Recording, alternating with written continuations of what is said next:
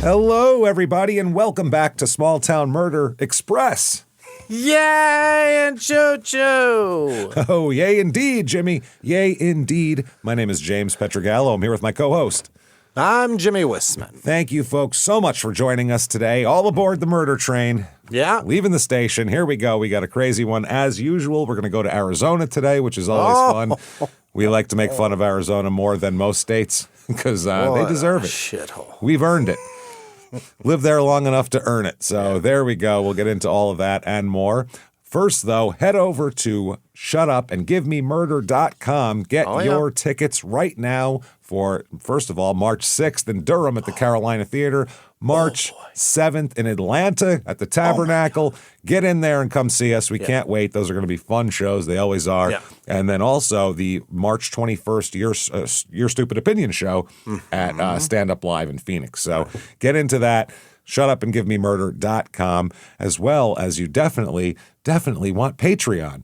Oh, yeah. Where are you going? Patreon.com/CrimeInSports is where you get all the bonus material. Anybody $5 a month or above, you get everything we put out.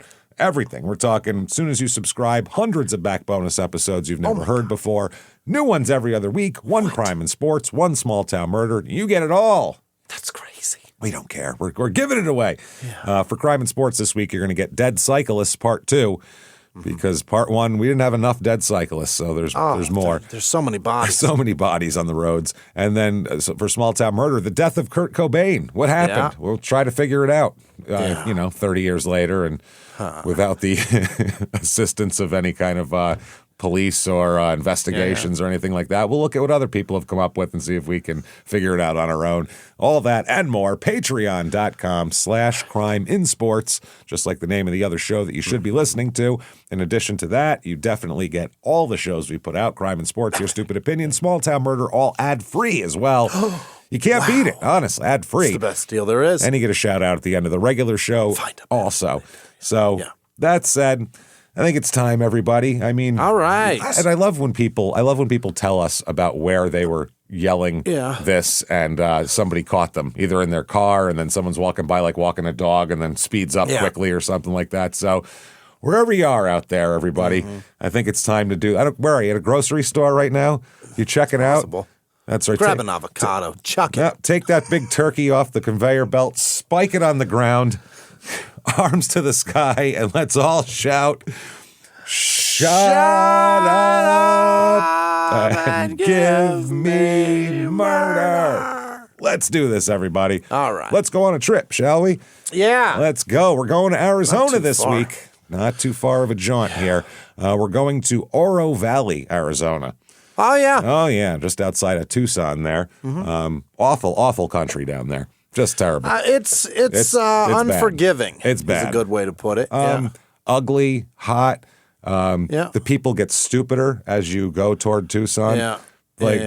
I'd love to see aggregate like IQ of Phoenix and Tucson. I swear to God, it's 20 points lower in Tucson. I swear to God. For some reason, I don't know. They seem to be smarter there, don't they? Not that I've seen. They live in Tucson. That right away. That's not brilliant.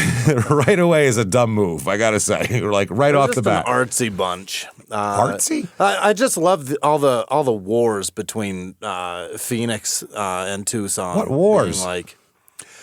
Being I don't know, the rivalry between the colleges, obviously. It's like our wars with Iraq. It's not much. There aren't really much wars. There's just a lot of jokes about them, a lot of James. joke. I get what you're saying. So you like how all the trees lean south of Phoenix because Tucson sucks. You like the spirit of rivalry between the two. Yeah, I think they both suck. That's the fun part. Yeah, well, it's just also U of A are whoever runs it. They're absolute twats.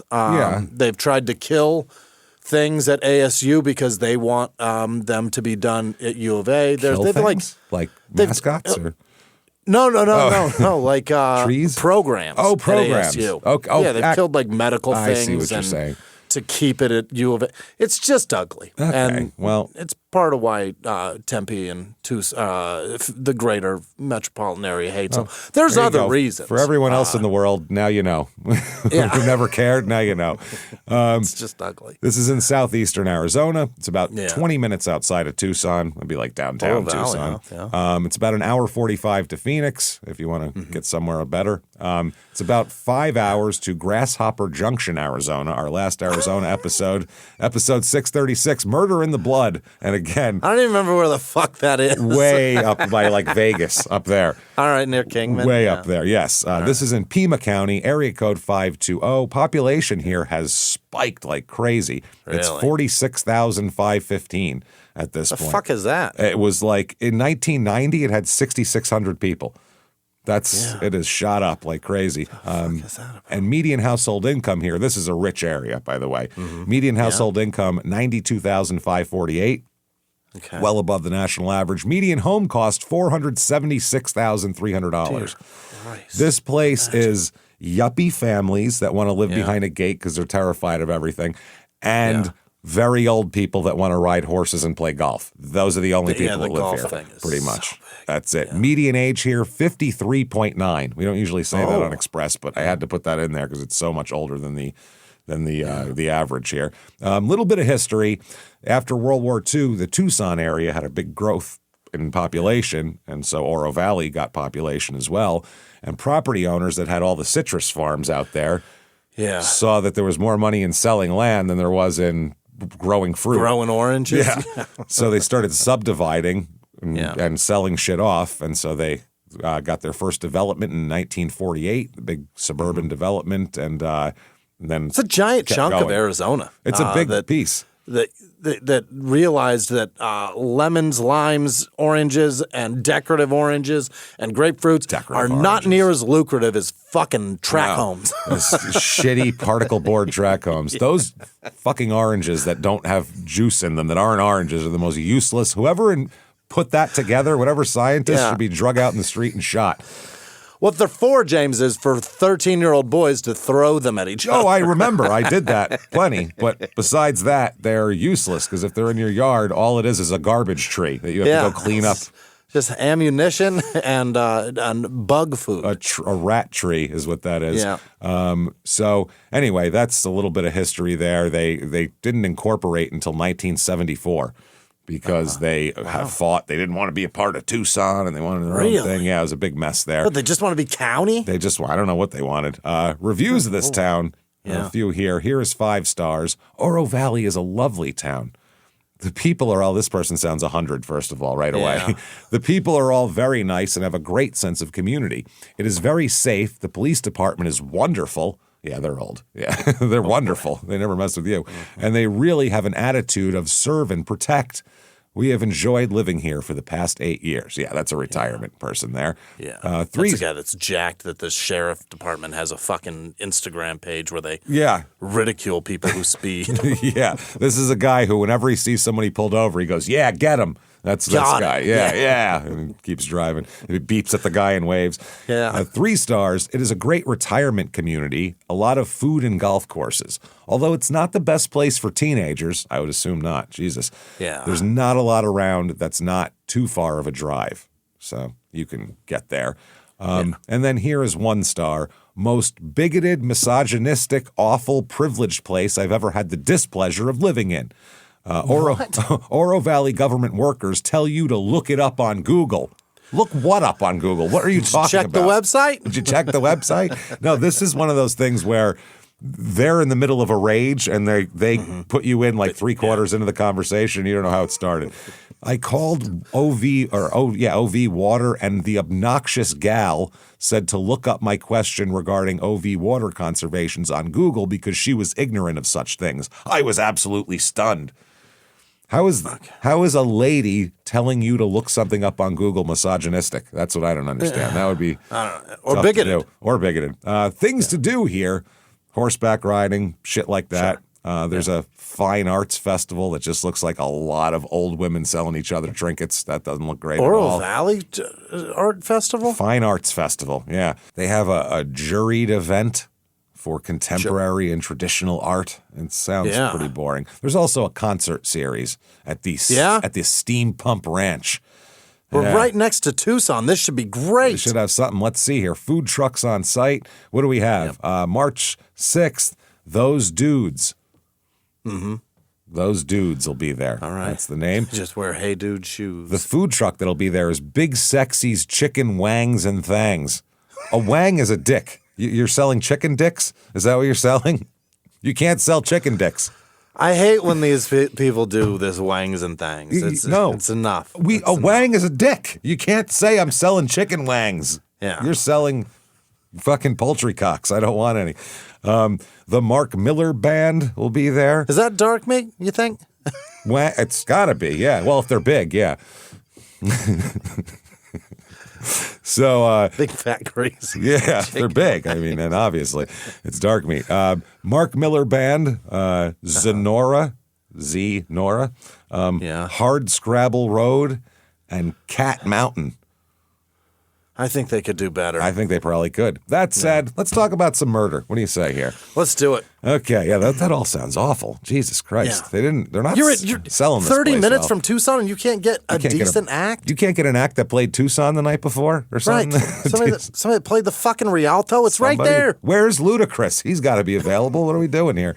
Nelly, somebody. One of the Ludacry can take over and do that one. He's got an army. All right, let's do this murder here. Okay, we're going to go back in time a bit here, not very long, 2008.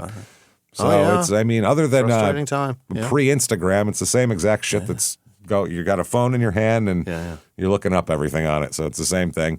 Now, we have to say, as of this point in 2008, the town's Chamber of Commerce markets the town as the safest community in Arizona.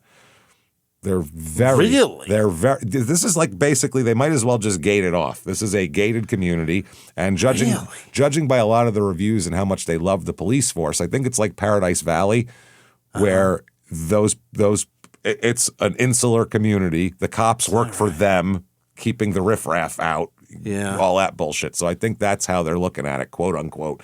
Riffraff. Right. So I think that's what they try to do. So they're like, if you're old and scared, this is the place to come. You know? Good. Yeah. Safest community in Arizona is a fascinating. Yeah. I bet there's like middles of the desert that are a lot safer. There was nobody there. Who knows? There's so many places in Arizona that are pretty fucking safe. I guess violent crime rates ran about 8 times lower than the state average here. So that's why, statistically. 8 times lower. Like we're in 2008 and the last murder happened in 2006 in this town. In November of 2006. So in a year and a half, they haven't had a murder so far where we are. Yeah, that's pretty good. And that was a 34-year-old man named Scott Brannon found shot to death in his home, and it was still unsolved. So no, they never. Oh my God! They never figured it out. So someone shot his ass, and we don't know. Let's talk about some people who were alive in 2008, unlike poor Scott there. Lisa M. Berry. Let's talk about Berrie. Berry. She's 25 in 2008, and she's getting her shit together is what she's doing, basically. Yeah. Her parents are Linda and Mark, and they I guess, had moved from Delaware several years earlier. Linda, they had come from Delaware, then they ended up moving back to Delaware after they were – it's odd. They moved to Arizona to work and then retired to the East Coast. It's a very strange thing. I don't get that. That's expensive. It's an odd mix. So Linda, her mom, had spent 26 years as a school teacher in the Tucson Unified School District, which means that she possibly did a terrible job because there are a lot of dumb people there. So you never know. Didn't do it. But I don't think so. I think maybe she was good and the kids were just dumb. And you can't help that. You can't help that. That's genes, James. It's just genes. Yeah. So she was involved in the Girl Scouts, her mom. Both parents are like very respected, well known in the Tucson community as nice people and all that.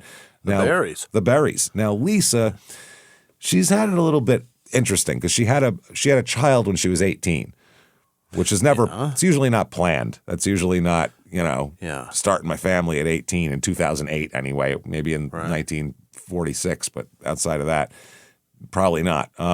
So she has been going to school and working at the same time, working her way through school to try to, better herself and get a better position. Currently in 2008, she is a manager at Starbucks inside of a Bash's'. Oh, a Bash's'. Bash's' is a grocery store. Yeah, I was going to say, if you don't know, Bash's'. It's a local. I don't even think it is a grocery store anymore out there, is it? Yeah. I thought they sold them all. I don't know if they sold them or not. They still operate. Okay, good. Yeah, I like Bash's'. Okay. Yeah. So, she's had a child when she's 18. She's also a business student at Pima Community College as well. So she's been going there trying to get her business degree while she's managing a Starbucks. And everybody describes her as very lively, energetic, and happy, and being a people person, which if you manage a Starbucks, gotta be. Those are your attributes, I think. And in 2008, it's like the real fucking heyday of the prime Starbucks, right? Starbucks time, before everyone started taking pieces out of them. That was when they were ruling the world, which was flexing. Weird. So she's a good problem solver, everybody said. Her sister, Suzanne, called her a, quote, strong Viking woman. Yeah. Which is that brings up, images in your mind. You know what I mean? But she's not. She wears a horned helmet. Horned helmet, goes about 280. You know what I mean? That big wild mustache. I think we're all looking at either the Vikings mascot or at the end of an opera. I think that's all I'm looking at. At the end of an opera with the horns, you know what I mean? Yeah, the Minnesota Vikings have really made me not even think about what a Viking looks like. It's just idea. The guy on their helmet. They just have a wing on the helmet, but or a horn, I should say.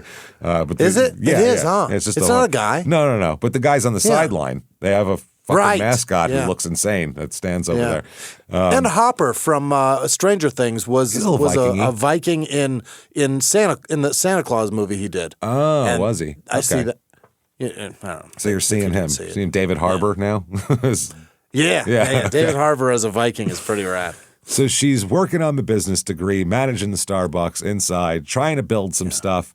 She's got a son, like I said, who's 7 years old in 2008. So, I mean, she's 25, got a 7-year-old, and working her way out of this. So that's good. She also has a boyfriend that she met in 2005. And his name is Paul Beam, B-E-A-M. Like a beam of light. He's 35, so he's 10 years older than her, but they're going out. Oh, that's fine. Yeah. He is the produce manager at Bash's'. So that's how you meet him. Made in heaven here. I mean, he's stacking chicory. She's coming over. He's the manager? Bringing him a latte. Yeah, he's the produce manager. Third highest paid guy in that store. That guy makes a shitload of money. What's a shitload of money in a grocery store? For a grocery store, that guy probably clears $85,000 a year. That's good money for any they store. Crush. That's good shit. He's a quiet guy, everybody says. They started out just talking as friends, platonic, bullshitting around the store, because I'm sure a lot of the employees go get Starbucks. Yeah. Or she gets, cherries, who knows?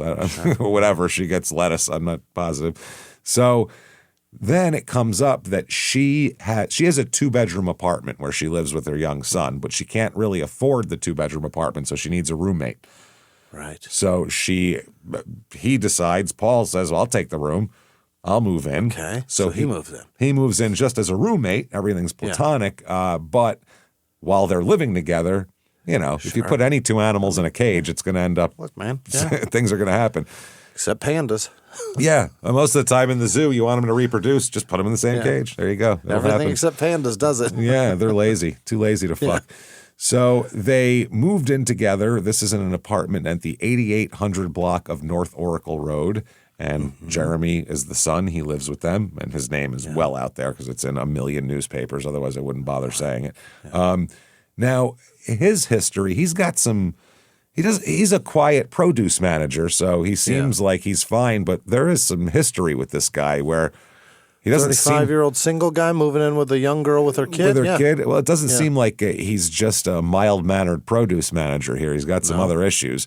And a sheet later from the Pima County Attorney's Office states that he had a history of violent or assaultive behavior, alcohol abuse, and theft/dishonesty. So he's a fraudulent alcoholic fucking abuser. That's not good. He's He's a crooked man. Perfect guy to bring in to your apartment here. Kid. But I don't think she knows about any of this. At work, he's just known as a steady guy. Yeah. So I don't think she even knows about this. He has 2 felony arrests on his record and 8 misdemeanor arrests. That's 10 arrests by 35. That's a lot of police intervention. That is so much, man. We don't know if he was convicted or what happened in those cases, but we just know that do you have 2 felony and 8 misdemeanor arrests? No, I don't either. So 2006, they have a daughter together.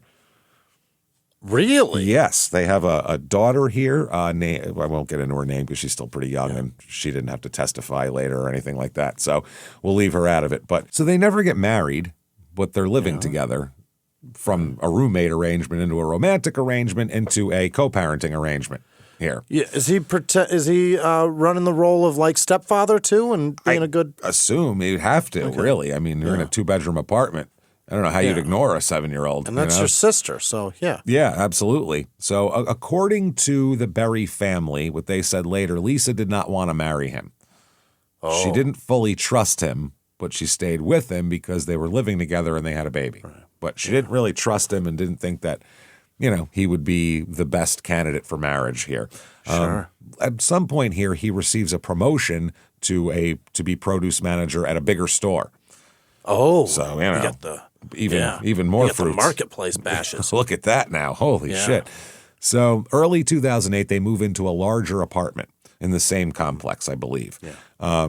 So he said, and he was telling everybody this is a real positive step, and he felt like they were doing this together because before that was like her apartment. Now this is their apartment that they can have together. Ours. Yeah. He told everybody that, their relationship was generally good.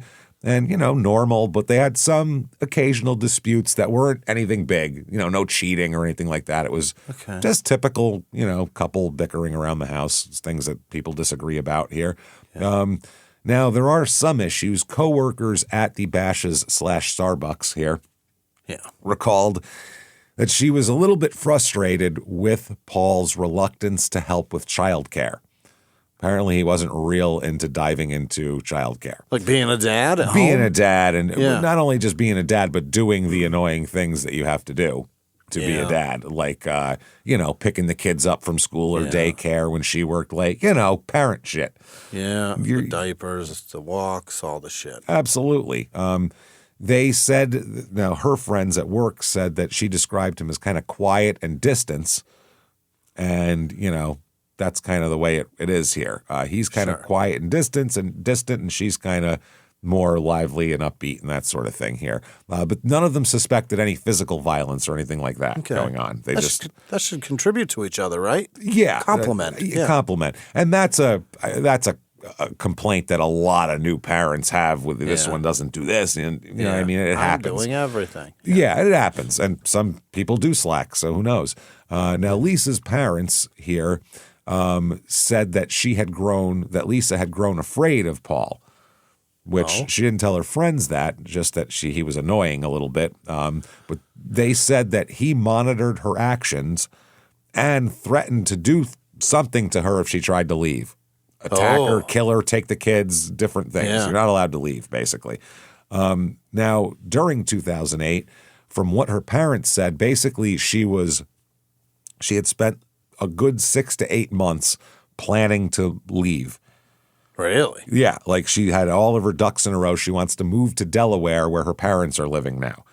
Okay. So that's the plan. Now, that's a tough thing, though, because if you leave, now there's parental shit with him, so you're going to have to let him take the kid. You know what I mean? So that's unsupervised. Absolutely, yeah. If you're leaving the state, as a matter of fact, to leave the state, you have to agree to that in court to be able to do that. So you can't just take kids out of state like that. But she wanted to go, and I'm sure she had that lined up because she had been making these plans to move. She researched housing. She was getting a job first and all that. She wasn't just showing up with boxes and going, "What do I do?" She wanted to, set in. She wasn't fleeing. You know what I mean? She was planning to move. Her mom, Linda, said she wanted to have a job lined up in her own place. She was laying the groundwork and doing the research. Now, her parents said, "Move here now and just move in with us. Go ahead and move in with us." And she said, "No, I'm not doing that. I'm 25 years old and I've been living on my own and I'm not going I'm back. not regressing in life. I've already, She said, I want to leave on my own terms and be comfortable and do it the way I want to do it. August 11th, 2008. Okay. All I can think of is hot, fucking hot. It's so hot. Miserable time. Yeah. So hot in Tucson. Good God. So Lisa calls her father, Mark, in Delaware.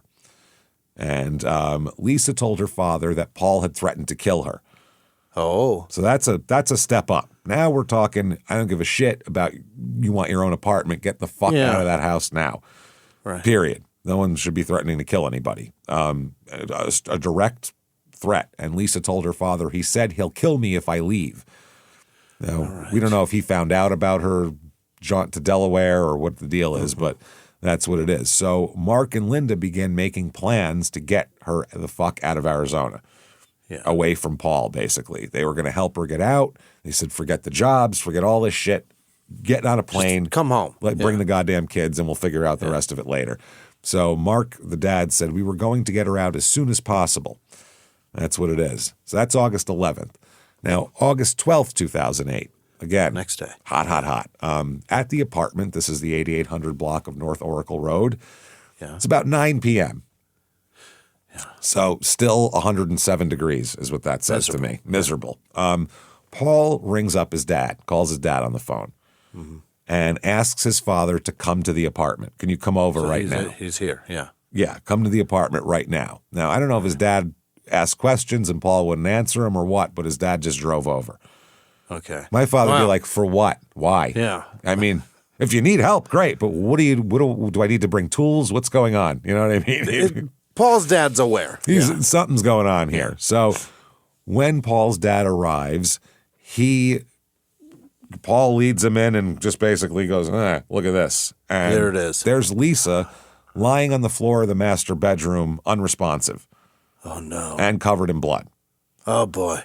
So Paul's father, being apparently just a normal human being, calls 911 because Paul called his she dad. needs help. Paul called his dad, not 911, which is that's crazy. Insane. Unless his dad's a doctor, or a fucking EMT. Yeah. Who are you calling here? Is he the shift leader at the fire department? Is he going to dispatch all the ambulances, or what are we doing here? So that's what's going on. Covered in blood, and he said basically that there's a domestic violence incident at my son's apartment, and he says that his son's girlfriend has been injured. That's what he says. Oh boy. But she is not injured. She is dead. Yeah. She's dead. It's over already. She's dead. I mean, it's apparent she's dead. She'll be pronounced dead at the hospital later, but injured is you wouldn't look at her and go, oh, she's just injured. You'd go, holy she's fuck. hurt. Yeah, there's a problem here. She's definitely, there's no saving her at this point, as we'll find out. Boy. So police arrive. Paul is outside the apartment when police arrive, standing outside. When they arrive, he goes back into the apartment and closes the door. They know where they're going. They see him outside. So it's not like, I don't like those guys. Yeah, he didn't have binoculars and see him from 2 blocks away and close it up. He was like, nope, no thanks. Don't want any. He goes inside like they're Jehovah's Witnesses and turns all the lights out. Okay? There's bad news here. I don't need to. Bad time. So they go knock on the door, obviously. Yeah. And Paul opens the door and says, everything's okay. You can leave. Bye. And closes it again. It's all good. Everything's fine. They were like, what the fuck? So no, Paul. No. Then they heard a toilet flush while they were standing outside. So they're like, what is going on in there? Finally, when they get inside, I think Dad ended up helping them get in. When they get inside, they found a plastic grocery sack inside they describe it in the newspaper as a sack, which is a weird way to put it. It's a bag. It's a plastic bag. Yeah. Inside, I assume, probably a Bash's bag. Yeah. Inside the master bathroom's toilet, and the floor flooded. Flushed the bag? He tried to flush a plastic bag down the toilet, which doesn't work well. No. So apparently, it's a paper bag, not a plastic bag, because they looked in and it looks like that someone tried to wipe the blood in the bathroom down with a paper grocery bag. Oh, very absorbent, a paper grocery bag, and then flush it afterwards. while the cops are standing on the porch, by the way. Is he all right? I don't think so. He might be. You know what? It's Tucson. He's a fucking moron. That's what it is. Yeah. This is why we make fun of Tucson. I can clean up all the blood with this here plastic paper bag, and then it should fit right on down the toilet hole. You ever seen somebody try to wash a window with a newspaper like they say it doesn't streak? Old that Westy shit thing. Doesn't even work. They it just spit on it and then shit all. fucking wipe it with a newspaper. No, it doesn't absorb, man. It's paper. This is terrible. So there is a brief standoff here. Goes back and forth where he doesn't want to go with the cops, and they're like, "Oh, you're coming with us. you're coming." Can't do it. Obvious here. Now there is some discrepancy. I believe it's the bathroom floor, but like she's in the master bathroom floor. That's how it works. Yeah. So technically in the master bedroom, but more in the bathroom section of it. She's transported to the hospital where she is pronounced dead, and when they do an autopsy, they find that there's bruises and blood that said she had been. First of all, she got strangled to death. Yeah. But she had been severely beaten beforehand. Yeah. Her head has been bashed in. She was beaten unconscious. They think she wasn't conscious while she was being strangled. Which, good Christ. I guess if you're going to die, I guess, I'd rather be unconscious. But still, that's horrifying. To be beaten unconscious and strangled. To strangle an unconscious, they're already unconscious. There's no. Right, what's the deal? Yeah. Like, there's no resistance. You know what I mean? Like, I don't understand what you'd be like. Wouldn't you feel... I guess I never strangled anybody, so I don't know. I guess it's certainly going to be easier, right? Going to be a lot easier, but I would think just... It takes the challenge out of it. Yeah, on the psyche it would be hard. You know what I mean? It would be Unless weird. You really want them not alive. Yeah, that's the only thing. It would. Again, I'm thinking like a sane person. Who isn't from Tucson and doesn't want to kill somebody. You don't need somebody dead right now. I don't. Yeah, that's the problem. Not at the moment. Not at the moment. We'll see tomorrow. You never know. Yeah. Now the evidence of that she was about to leave is all over the apartment. On the bed suitcases and shit? is an open suitcase, half packed. Yeah. She was in the middle of leaving tonight. Yeah. And that's the problem. Her car is parked outside, backed in near the stairs. Okay. She can carry shit down. Easier. Yeah. I mean, it's exactly what you do if you were leaving and taking off. She was going now. She was going now. And her mom said her suitcase was on the bed and it looked like it was being packed. Her car was backed in by the stairs. She was leaving. Yeah. Now, 7-year-old Jeremy and the 2-year-old sister are in the apartment. Oh, boy. Yeah, they were here for this. A 2-year-old, they don't really know what's going on. I mean, they can. They know it's not good. Get a story out of them, yeah. You ever have a 2-year-old? 2-year-olds don't tell good stories at all. They don't know what's going on. They'll tell you a story. Yeah, but it makes no sense. Yeah, it's total shit. That's exactly right. It's garbage. But 7-year-olds, can they tell you. They can take it all in. Now, they don't know exactly what time the argument began or what exactly was going on, but looks like you can tell by what's happening. She's leaving. He doesn't want her to. That seems to be what's going on. Now, he, by the way, will tell the cops that he snapped and she was going to take the baby and I just snapped and it was a heat of passion thing. That's what he tells the cops. Okay. It's just heat of passion. Just I snapped and went crazy. He knows he's fucked. He knows he's in a lot of trouble. And I'm sure his dad is also going, this is not good, brother. Son, this is bad. This is not good. He's heard some phrases that help a lot in a court of law. Absolutely. Heat of passion. That's one of them. Yeah. So later on, the state's going to argue a lot different than that. But 7-year-old Jeremy was in the next room, and Linda, Lisa's mom, said Jeremy heard his mom fighting for and losing her life. He could hear her saying, "Get off and leave me alone." Yeah. So that's going to haunt that poor kid. You bet. Forever, obviously. And at 7, there's 6. He wasn't even 7 at the time yet. He was going to be 7 in 4 days, by the way. Right. He's at 6 years old. It's even more horrifying because there's nothing you can do about it. Right. You can't do about it. If you were 12, you might be able to go grab a lamp and hit the guy over the head with it from behind or something. You might think in your head you could do it. But at 6, you're totally helpless. That's so scary. And this just ruined his birthday in 4 days. Oh, completely ruined his birthday. He's about to have the most fucked birthday. As we'll talk about, the father, Lisa's father, has a quote that is just, oof, man, it is rough. Yeah, I'll talk about it. It's wild. So They think the attack happened or at least concluded in the master bathroom. According to them, he hit her first, then strangled her. And the sequence matters because it's not a single act then. If you're beating someone, then strangling them. If you lost your mind and just strangled them, that's a different thing. If you beat them first unconscious, the threat's sustained over. Event and focused one place. If it's multiple locations, you had time to think about this. Absolutely. Now, a neighbor told the cops that they saw Paul earlier throw an iron into the trash bin, like clothes iron into the trash bin. Later on, they wouldn't say whether they think this was what she was beaten with or not, but they took it as evidence. So possibly. Oh, boy. Yeah, maybe she had an iron in her suitcase and he picked it up and whacked her with it, or was sitting there in the bathroom. I'm not sure.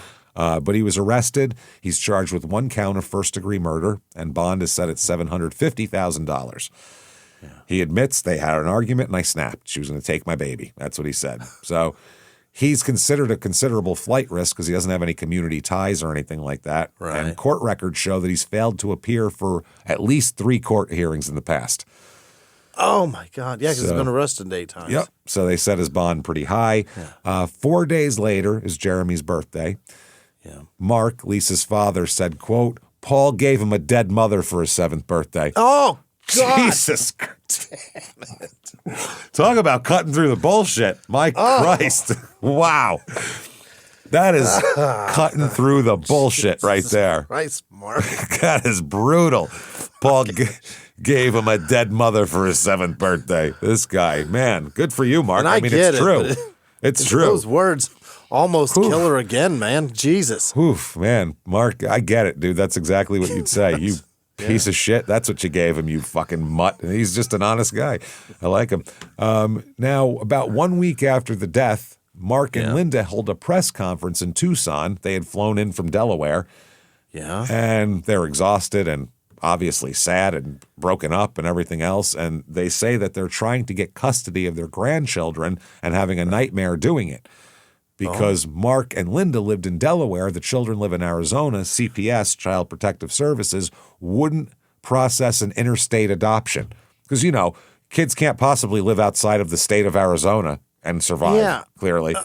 Who cares? So what do they want him to go with his parents? Well, yeah. His dad was there too. Yeah. I mean, granted, he didn't do anything, and he did the right thing, but I don't know. Still. What's it matter? And Both Paul, parents are in a lot of trouble. Well, and Paul, even though he's, charged with murder, still has parental rights to Caitlin legally. Yeah, but is he capable of exercising That's those? what's got to go through the courts. That's the problem. And these people are like, can we just say he's in jail for murder and I can watch the goddamn kid? Yeah. So that's crazy. So they placed Jeremy and Caitlin temporarily with Mark's sister and brother-in-law, which the sister came up wherever he came up. So no. No, thank you. Wait, Mark's? That's the parents, yeah? Yeah, but they live there. Right. Oh, that's right. Not Mark, not Yeah. Paul. I'm sorry. Yes, Mark. I was like, what are you talking about? Yeah, Mark. Yeah, you're right. So it's the great You're 100% right. grandparents. Yeah, great uncle. It's the great aunt and uncle, basically. Yeah. So Jeremy's biological father was cooperative and supportive of the grandparents getting custody. Apparently he had no interest or just knew that was a better environment. But the daughter, that's a problem because that's, he still has rights. So Linda, Lisa's mother, said to the parents of the children whose lives I've touched, which sounds terrible unless you were a teacher for 26 years. That's the only time that's okay to say that. So parents of anything that I've touched. Anything I've touched. Don't touch things. I would like them to get a hold of CPS and let them know the content of my character, that I would be a good person to raise these children. Seems like an ideal person to raise these children, I would imagine. Yeah. They asked people to write letters to CPS. They set up donations through Homicide Survivors, which is a Tucson-based victim assistance organization. They had to leave their jobs in Delaware to come to Arizona. Mm-hmm. Linda, the mom, told reporters about the relationship with Paul, that Lisa didn't trust him. She wouldn't marry him. She stayed either out of fear or because she was kind of tied up with the kids and finances and all that kind of thing. She said, Jeremy overheard what had happened and it's been very difficult for him. We feel we would like to have both of them together. I don't want them separated. So because of the CPS situation, not allowing interstate adoption, the the Berries move to Tucson. Oh, jeez. Leave their jobs, pack up, and leave. Leave Delaware for Tucson. Yep, they left. They couldn't sell their house in Delaware at the time because what year is it? 2008. Yeah, it's Yep. fucked. It's totally fucked, so they're screwed. They drained their savings.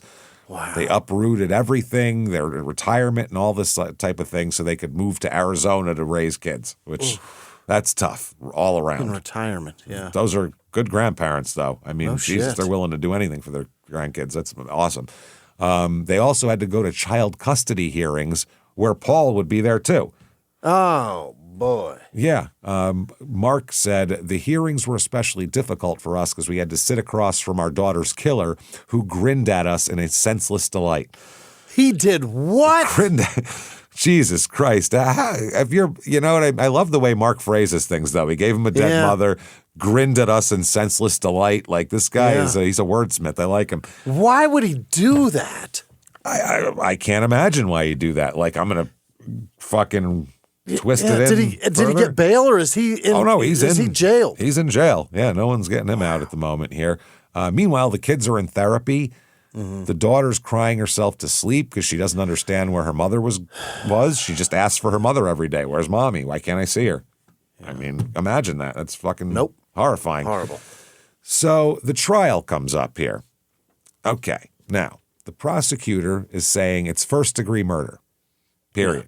He said strangling someone is not an instantaneous act, as we've gone over in previous episodes. Not easy to do. Remember the Michigan episode where the prosecutor put a very loudly ticking clock on the jury box and let it go for 4 minutes and 15 seconds.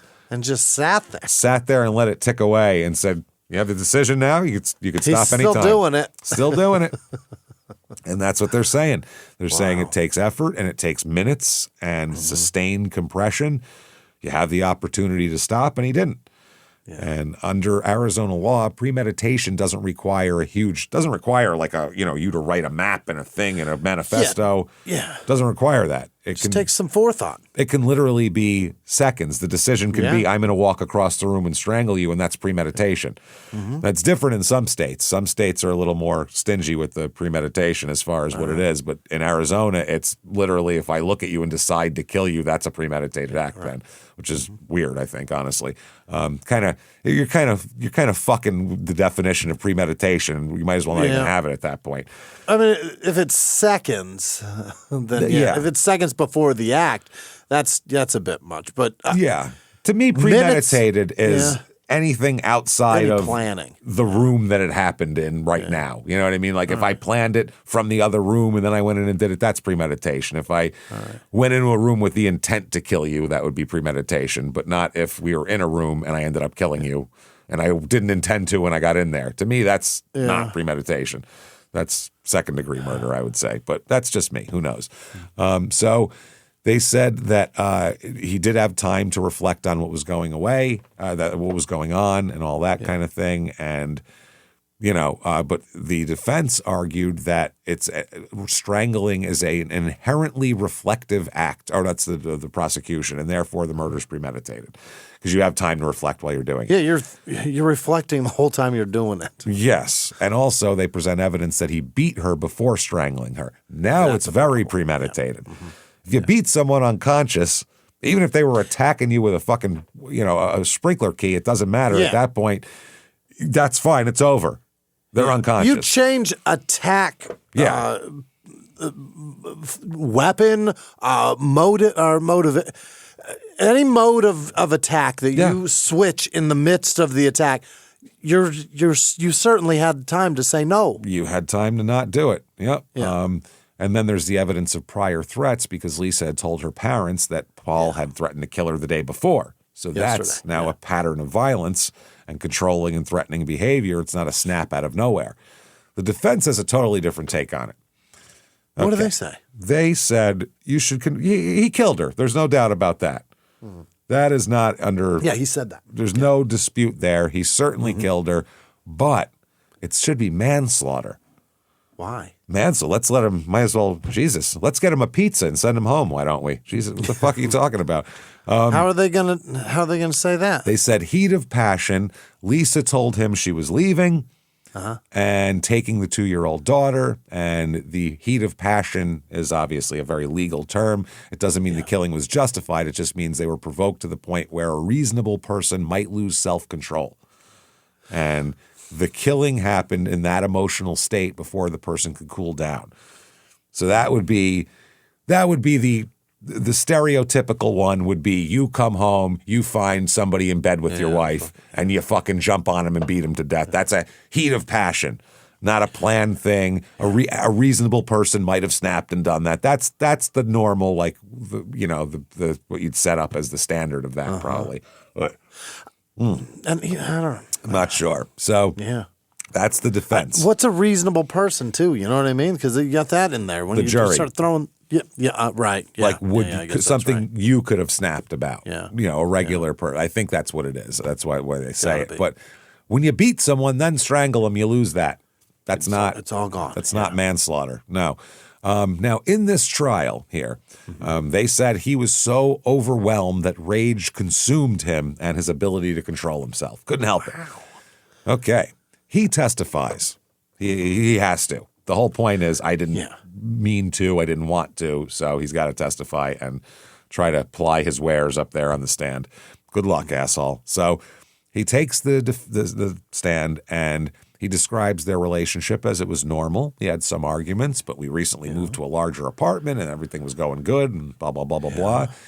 He said that on the night of August 12th, Lisa returned home angry that he hadn't made dinner. Is it? Okay. Because he said he fixed her car earlier instead and that took longer than he expected and he didn't have time to prepare dinner. Right. That's his thing. And he said the argument escalated.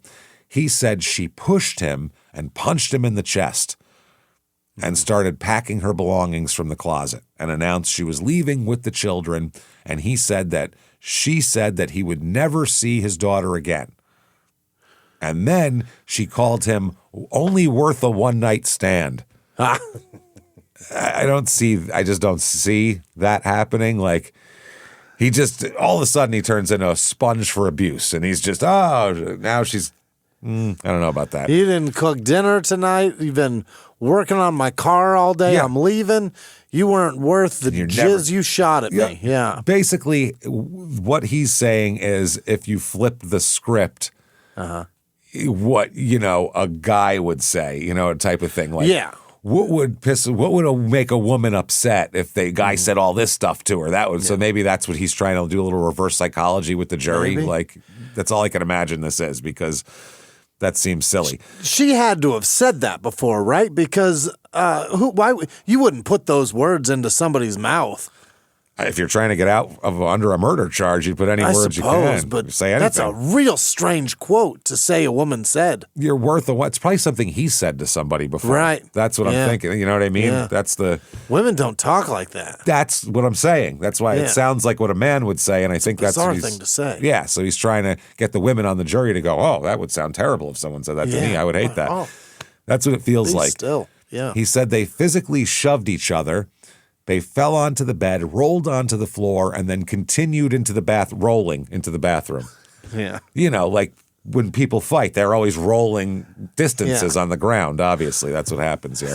He's seen like Heathcliff cartoons, and he thinks that's how fights are. That's it. Yeah. Then a big cloud of dust came, and no one could see what was happening in there. Nobody rolls around with each other. Pow and bam happened around. Yeah, that's not how arguments happen, and that's not what women say. Nope. This sounds very made up.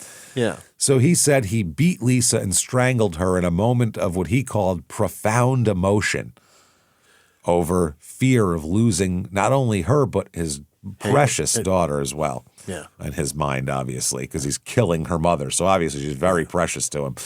Fucking asshole. So he portrayed it as a very spontaneous action, just driven by rage and loss. And he expressed remorse, saying he was saddened that his daughter would grow up without her mother and that he could never forgive himself for this. Oh, good. That's good. Well, we don't good because we're not either. So I'm gonna go out on a limb, but I don't think Mark's ever gonna forgive me. no, I doubt it. I think Mark would beat him to death if he could. I think he'd like to beat him and strangle him probably. And I Yeah, don't with a blame him. shoe. He wants to do it slow. I would do the same thing. I have a 24-year-old daughter. Yeah. If you kill her, guess what? Yeah. Better be looking over your shoulder. I mean, I would think anybody with kids Yeah, would think I'd that. love to beat you to death with her kids. Yeah, Perfect. Let's get it on. Well, my daughter wears Doc Martens. Be easier to beat with. Yeah. Take hers and really whack them good. my daughter wears real light volleyball shoes. That'll take a long Oh, time. Jesus Christ. Dude, you'll have a heart attack before you're done with that. You'll fall over dead next to him, and he'll be like, I guess I win. And it'll just be pink. Yeah, he'll be if he pushes like this in his face, he'll be a little Yeah, fingerprint. might change colors. That's it. That's all he's got going on. Like he was in the sun for a while. The defense here on closing arguments argues for the manslaughter or second-degree murder. You know, at worst. Said, Worst case. Yeah. He said it was passionate rage and he lost control. It's passion. He's just passionate. Did he tell you he's part Italian? He's just very passionate. That's all it is. It's fine. So passionate, he strangles beats before he strangles. It's just passion oozing from this man. The verdict comes in, and he is guilty, obviously, of something, but he is guilty of. What do you think they're going to do? Did they give him second? What do you think they're going to do? Second degree, right? First-degree murder. Oh, Fuck you. And because of the double. It's the two attacks. it's the two modes of operation. Yeah, Is that and the fact that I think, in my opinion, too, that the kids were in the house. That's extra adds some shitty. stank to it right there. Yeah. that adds some wang to it right there. As from an earlier some reference. wangs and things. Some wangs and things up there. That's some spicy wang. Yeah. That's also the daughter that he claims to love so much that she's going to take away from her. He did this while she's there. Well, she's present. It Yeah, this is deletes good for all affection that he proclaims to have for her. If you kill a kid's mother, you don't care about the kid at all. Not at all. Period. No. That's it. Kids need their mothers, especially 2-year-olds. They need For their mothers. sure. Yeah. Period. That's all. So, anyway, the Berry family in sentencing asked the judge for the maximum, which is life without parole. That's what they want. Every member of the family said it. Mark came up, the dad, and he's up there crying his eyes out and saying that it's just been devastating. The kids have been in therapy the whole time. Their lives are in financial ruin because they had to abandon their home and move to Tucson. And they had to sit across from this guy during custody hearings. It's been a fucking nightmare. We have to be here in fucking August. In August. Yeah, it's awful. I had to come here in August. Do you understand how hot it is? He said that the daughter, the 2-year-old, still cries in her sleep most nights and can't understand why she can't be taken to see her mother. And this is where he gave the mic drop quote of Paul gave him a dead mother for his 7th birthday. Which to me, I mean, if you're on the jury, that is... Crazy, man.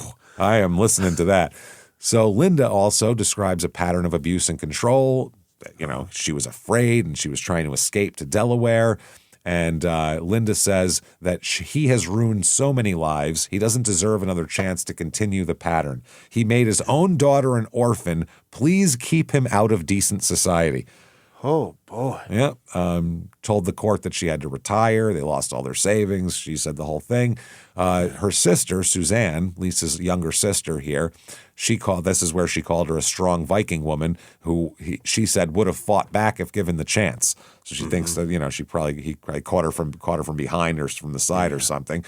And then she said about Paul, this is as good as gave him a dead mother. Quote, "He is not a man, he is an animal, and he should be treated as such. This state frowns on euthanasia, so he should be caged until his heart stops." Wow, she's like a poet.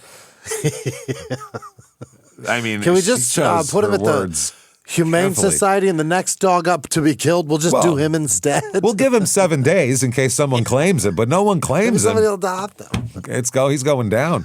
We'll just bring him in. Keep him in a cage until his heart stops. Then here is the coup de grace here. Yeah. Jeremy gets on the stand. Oh, the boy. The boy. He gets on the stand holding a big stuffed teddy bear for emotional support. Poor kid. Holy shit. He wrote his own statement. Yeah. Oh, my God. How old is he now? 9? Oh, yeah, about 8.5 probably. Yeah. Because he just turned 7. It's been 18 months. He stood before a judge. There's just the guts on the kid. Number one, to be in the same room with a guy you know killed your mother. You watched. Takes some fucking collusions right there. Then to be able to go up and talk, there's adults that won't talk in front of groups of people. Yeah, for a child to be able to go up in that environment that adults are uncomfortable in, even in First a courtroom. time you do it, too, it's bizarre because you just hear your voice in your ears and you hear nothing else. And it's just the most nerve-wracking thing to talk in front of people as you're a child. A child, it's crazy. It's crazy. Yeah. So he said, Your Honor, I feel mad and sad. Because of this man, my sister is an orphan. He killed my mom, and he will probably stay in prison for the rest of his life. My sister was only 2 when it happened. This man deserves to stay in prison for the rest of his life. Okay. Nice job, buddy. That's not bad. And then he whipped out a picture of Lisa and said, This was my mother. Oh, my God. Teddy bear in one hand, picture in the other. Oh, man. You got broken hearts all around, man. That is brutal. Don't let him listen to Pearl Jam. No, Jesus Christ, for whatever you do. So Paul gets to speak. Yeah. And he said, I would like to express my extreme regret for my actions. He said that he's so sad about his daughter growing up without a mother, and he plans to use his time in prison wisely. He said, I cannot give back what I have taken, and for that I'm truly sorry. I do not ask for forgiveness because I can't forgive myself. This never should have happened, and I accept responsibility for that. Oh, good. Oh, terrific. His defense attorney called him a multifaceted person. Yeah. Yeah, like he's like not a murderer, and he's like also a murderer. He's multifaceted. He's a dad, but also one of the worst ones. But also like terrible because he killed his kids' moms. That kind of thing. It's bad. Yeah. He said that he's been using his time in custody productively and deserves a chance at parole. Yeah. So the judge says, you, sir, may fuck off. Life in prison with the possibility of release after 25 years. So what? 25 is all he got, pretty much. They didn't take into account that he's clearly a habitual offender. It just escalates, obviously, from misdemeanors to felonies to fucking murder. I don't know what the mitigation is here. What is that? I don't know what the mitigation is to be. I know that's not a mitigation because it's not a death penalty case, but I don't understand the mitigation of. Well, I guess he's got motivation to be a better person because he's got a young girl out there growing up without a father. But he's been a fuck up. He's not. Yeah, he hasn't done anything right. Yeah, other than his knowledge of produce, I don't know what use he is to the world. He doesn't really have much. He also is ordered to pay $81,000 in restitution to the Berry family, and he received 525 days credit served for time served credits. So almost 2 years credited. Yeah, because that's where he was sitting waiting for court. That same week, though, some good news here finally. Mark and Linda finalized the adoption of both children. Perfect. Great. So that works out very nice. Yep. He appeals, wants a new trial. Why? Okay. Defense attorney told the court immediately after sentencing she would file a motion for a new trial, which usually they all say that and it goes nowhere. But she went through the jury selection process, went back and reviewed it, and reviewed all the pretrial questionnaires that each juror had filled out and found something. One of the jurors who convicted him had failed to disclose on her jury form that she herself had been both a suspect and a victim of domestic violence. On both ends she had been. Oh, she's been abused and abusing. Yes. So this is...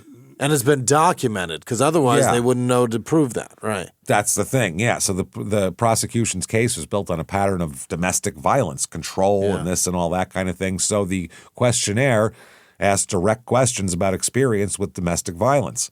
Yeah. And the juror did not answer those honestly, apparently, according to the state, allegedly.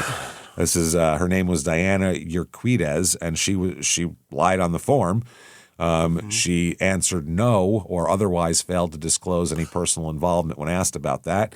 She did voluntarily disclose that her uncle was a convicted murderer. Wow, what's going on with her fam? Yeah, right. But she didn't reveal her own documented history of violent, intimate relationships with a former boyfriend who's the father of one of her children. Court records and news reports later said that in 2000, the ex-boyfriend obtained a restraining order against her. He alleged she hit him and tried to stab him with a knife. Good Lord. In 2003, she obtained a restraining order against him, telling the authorities that he pushed her and burned her with a curling iron. Break up! God damn it. Toxic ass relationship. Holy shit. This is crazy. Like, I get that people can take out restraining orders on each other, but as a society, can we take out restraining orders to keep people away? Yeah. You're violating the peace and sanctity of the world if you two are together. Yeah, and perhaps maybe she's on the right side of the law, and maybe this relationship is over now. That's great. I might want that person on the jury. Possibly, but the thing is, you have to know who they are so you can use your challenges. If you don't know the strategy that they have, that's why they give them those questionnaires, and they're like under oath that they're true. Yeah. So, who's to say that she's not the aggressor and has a bunch of restraining orders against her and she didn't disclose it? That's fucked up. Even if she's the victim, the defense might want to use that as a strike because they don't want domestic violence victims on a jury for a domestic violence case, which legally makes perfect legal sense. I mean, so anyway, the defense argued that this information could have led to her being struck, like we said, and it raised questions about potential bias, emotional triggers, or inability to impartially weigh evidence in a case of this manner. The non-disclosure was deemed willful, not an innocent forgetfulness, because the questions were clear, the topic was prominent in the case, and she had no apparent memory issues. And she checked no. She checked no or whatever it said on the thing. We don't know what that is exactly that she checked or said, but that's what happened. Post-trial investigation by the defense uncovered police reports and court records of the restraining orders, so he is granted a new trial. Wow. Yep, he remains in custody. They're not letting him out anywhere, but he's still there. In April 2010, right after that, some bad news for him. The parents here, Linda and Mark, file a wrongful death suit against him. Uh-oh. Not only against him, against his dad, Billy Don Beam. Billy Don Beam sounds like a booze, by the way. Yeah. Billy Don Beam's wife, Georgina. Billy Don and Georgina. Wow. The lawsuit alleges that Paul killed her and that Billy Don failed to render aid to her when he came over. He didn't even try to help her. So that's why they're seeking punitive and compensatory damages on behalf of the children. October 2010, new trial starts in 2 weeks. Okay. We are almost to new trial time, and he pleads guilty. Really? Yep. He says, "Fuck it, I'm pleading guilty." Yeah. They're gonna get me. Yeah, and I mean, why he admits that he did it. Yeah. So the only reason to go through the new trial is if he thinks he could get it to manslaughter, which you're not getting it to manslaughter, bro. It ain't happening. No. There's 2 acts. Two acts. And you're not going to get the luck of the jury thing again. Nope. And Jeremy and his teddy bear are going to be there every fucking time. God damn it. And he might haunt you, I hope. Yeah, and he's going to be a year older. He's going to have a much more succinct thought. You're going to get fucking hammered by Jeremy. Yeah, Jeremy might try to stab you as he leaves the courtroom by then. Let's hope he does. So he pleads guilty. Now, during sentencing here, now they all do their same things again. They come up, they sell their stories. The judge sentences him to, you, sir, again may fuck off, 22 years in prison. Okay. Not 25 to life like before, 22 years. Why? So that means the parole is, you know what I mean? Like this is just 22 years flat. That's what he's got to do. And he's already served 4. His earliest possible release would be around 2030, which is coming up very, very, very fucking soon here. Yeah. That's wild. And like looking him up at his jail stuff here. Yeah. It makes it even worse because it's not like he's 5'6", 140 pounds. He's 6 foot tall, 180 pounds.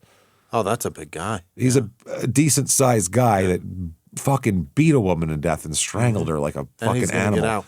And he's going to get out. Right now, here. He's at the Winslow Apache unit, which sounds in the Winslow complex. That sounds awful. Is that in Winslow, Arizona? That's in St. John's up there. Oh, which yeah. we've done. Close by. I think that was our first Arizona episode with St. John's. It's a bad neighborhood, James. Yeah. It's not clean. We know that. Gross. Yeah. It's shitty up there. Yeah. Now, I looked at his his classifications. Yeah. And originally he was low internal risk and close, I guess, is his custody risk. Then he goes to medium. Medium on the custody risk, but low on the internal risk list. So I guess that's whether he's a problem inside or whether he's trying to get out. Yeah. And then he is classified as the lowest by August of 2025, the lowest internal risk. Then now he's up to medium again. He did some bad shit. But he's in the minimum custody risk. So I don't know what that means, but I found all of his work assignments here. Oh. He did custodial maintenance work. He did something with impact crime and victims. He did changing offender behavior, which is, it says credentialed staff only, I guess, on that one. Then he was a maintenance helper. And then it says one LDS service. So I don't know if he went to Mormon church now or maybe his job is to hang out at the church. I'm not sure. But either way, that is Arizona, my friends. Oro Valley, Arizona. Oro Valley. That was wild stuff. I love the dad and the sons fucking at sentencing dropping hammers on people, man. They have to be. They have no choice. Yeah. I mean, boy, oh boy. They really don't have much of a choice. It's tough. No, but it sucks. They're answering the call. Oh yeah, no. You know what I mean? The fact that those people just uprooted their lives, quit their jobs, liquidated their retirements, left their house unsold, and moved here to take care of these two kids. They could have just said, I don't know. I mean, let somebody else handle them. Yeah. We'll give my sister and brother there a few bucks. You know what I mean, or whatever. No, they said we're going to raise our grandkids, which. Holy shit, that is impressive, honestly. I mean, it's all they have left of Lisa, so that's why they're doing it. Yeah. That too. I mean, that's not why they're doing it, but you know what I mean. Yeah. But that too. That does, and so I mean, Jeremy is got to be Christ. He's got to be 24, 25 now, and the daughter is 20. She's 20, pushing 20 at this point. So. Shit, man. I mean, the kids are older now, and who knows what they feel like or what goes on in their heads or whatever. But wow, hearts go out to you guys out there. That's horrible shit. So there you go, everybody. If you enjoyed that show, not the story because it's horrible, but at least the telling of the story, get on whatever app you are on. If you're not on Netflix watching, hello, Netflix people. And definitely give us 5 stars. It helps a lot, helps drive us up charts, and gets more people to see the show. So that's fun. Get in there. Definitely also follow us on social media. We are at Small Town Murder on Instagram, at Small Town Pod on Facebook. You can certainly head over to shutupandgivememurder.com. Oh, boy. Get your damn tickets to live shows March 6th. Durham, North Carolina. Get your tickets right now. Carolina Theater. March 7th, Atlanta at the Tabernacle. Come out and see us. We're jacked. And then, of course, March 21st, come see the Your Stupid Opinions live show in Phoenix. It's going to be great. We promise you that's going to be an insanely fun, wild, good time of a live show. Can't wait. We're going to have a personal item, so that'll be a lot of fun. In a full comedy club. That'll be good. Just shit. all of them. Great. All personal items. That would be wild. No, we got to do some an Arizona thing. It'll be fun. We're going to do it all up. We're planning it now. So can't wait for that. Shutupandgivememurder.com, patreon.com/crimeinsports. That's where you get everything. All of the bonus material. All you have to be is $5 a month or above, and you get everything we put out that we could possibly give you. Immediately upon subscription, you're going to get hundreds of back episodes of bonus stuff you've never heard before. There's so many. Once you get through all those, we also do every other week you get new ones. You get one Crime in Sports, one Small Town Murder, and you get it all. And the way we try to do it, too, is so like the Crime in Sports bonus episodes, for the most part, you don't have to like even Crime in Sports as a show. You'll like the bonus episodes. They're weird off subjects and things like that. This week, we're going to talk about dead cyclists. You know, this is just, we did a part 1 of this of all like the 1800s and into the early 1900s. This is like competitive cycling, not just some dipshit who fell off his bike in traffic. It's crazy how many people die doing this. It's wild. And then for small town murder, we're going to get into the death of Kurt Cobain. Something we both followed for the last 30 years. And it's a huge part of childhood. Fuck. Huge. And it's one of those very curious things. And who knows? Did he kill himself? Did somebody kill him? There's a new investigator on it that says it's definitely murder. And so we'll look into that, and we'll look into everything else. There's documentaries I've seen over the years. Yeah. We'll get into all that and more. Patreon.com/CrimeInSports. Then, on top of all of that, you get everything we put out, Crime and Sports, Your Stupid Opinion, Small Town Murder, all ad-free with your Patreon. Ad-free? Ad-free. Then, you're nuts. We're crazy. We're giving it away. Then, at the end of the regular show, there's no time for it here, you're going to get a shout-out, too. So, Jimmy will fuck your name all up. Don't you worry about that. So, that said, patreon.com/CrimeInSports. Get in there. Be a part of it. It's a lot of fun. Come to a live show. Come see us. Keep coming out and coming back. You want to follow us on social media? That is a pretty easy thing to do. Just head over to shutupandgivememurder.com. There's a drop-down menu. That shit takes you wherever you need to go. So do that. Keep coming back and seeing us because we will be here. And until next week, everybody, it's been our pleasure. Bye.